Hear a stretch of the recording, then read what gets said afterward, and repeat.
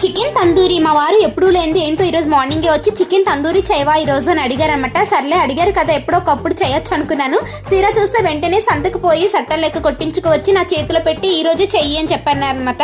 ఏ మాట కాబట్టి టేస్ట్ అయితే రెస్టారెంట్స్ కంటే అదిరిపోయింది. అంత టేస్టీగా ఇంట్లో చేసుకుంటే వచ్చిందనమాట. ఓవెన్ కానీ గ్రిల్ పెన్ కానీ ఏమీ అవసరం లేదు, ఇంట్లో ఉన్న స్ట్రైనర్ తోనే చేసుకోవచ్చు. చాలా సింపుల్ ప్రాసెస్ అనమాట.